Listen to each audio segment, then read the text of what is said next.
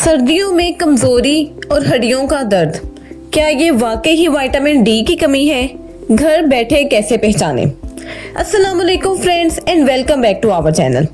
सर्दियों का मौसम आते ही अक्सर लोग एक ही शिकायत करते नजर आते हैं, बस अजीब सी कमजोरी रहती है, जिस्म में दर्द, चलने फिरने को दिल नहीं करता। शायद ये मौसम की वजह से है, लेकिन क्या ये वाकई ही सिर्फ मौसम का असर है या इसके पीछे कोई रियलिटी छुपी हुई है जिसको हम पहचान नहीं पाते?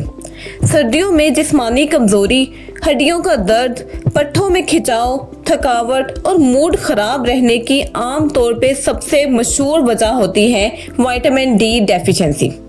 फ्रेंड्स, मैं एक मेडिकल लेबोरेटरी टेक्नोलॉजिस्ट और पीएचडी रिसर्चर हूं और आज मैं आपको इंतहाई सादा और इंफॉर्मेटिव वे में बताऊंगी कि सर्दियों में विटामिन डी की कमी आखिर क्यों होती है, इसकी अलामात क्या हैं और घर बैठे कैसे अंदाज़ा लगाया जा सकता है कि कहीं आप भी इस कमी का शिकार तो नहीं हैं। सबसे पहले ये समझना ज़रूरी है कि विटामिन डी को सनशाइन विटामिन कहा जाता है, क्योंकि ये सूरज की रोशनी से बनता है।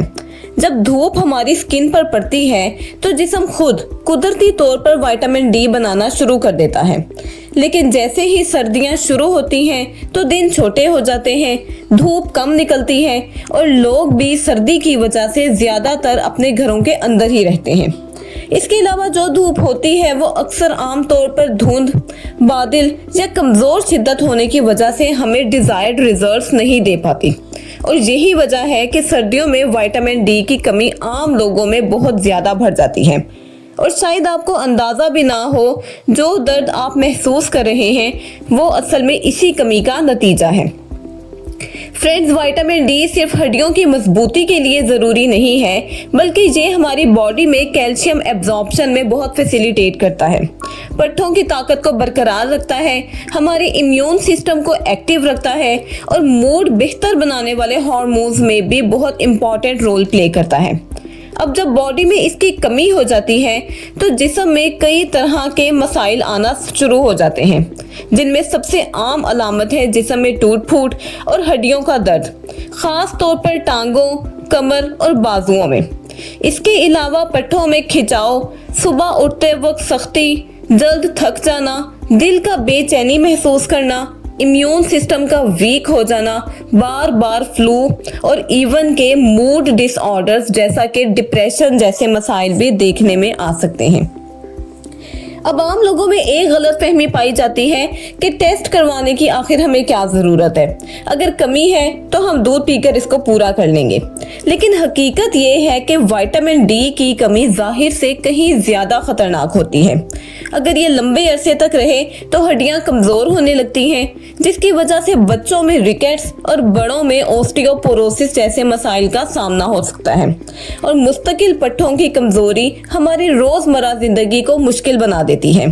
यही वजह है कि बर वक्त डायग्नोसिस बहुत ज़्यादा ज़रूरी है। अब सवाल ये है कि घर बैठे बैठे हम कैसे पहचाने कि ये कमी है या सिर्फ सर्दी का असर।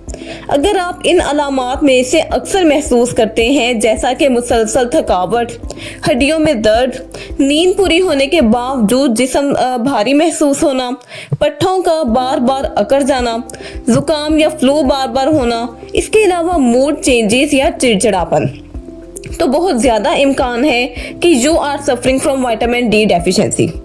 लेकिन असल तशखीस या तस्दीक उस वक्त ही होती है जब आप O25 vitamin D blood test करवाते हैं, जो इस कमी का सबसे ज़्यादा ऑथेंटिक टेस्ट माना जाता है।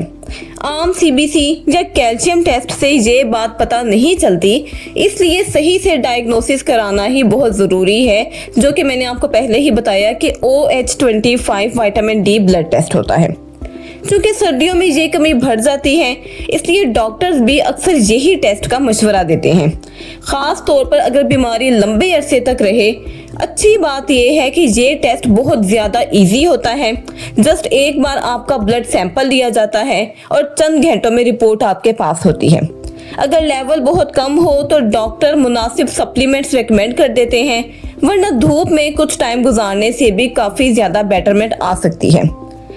फ्रेंड्स, आखिर में एक बात जहन में रखें कि सर्दियों में हड्डियों का दर्द, थकावट या लिथार्जी या जिस्मानी कमजोरी कोई मामूली बात नहीं, बल्कि ये आपकी बॉडी में एक खामोश सिग्नल होता है कि इसको विटामिन डी की जरूरत है।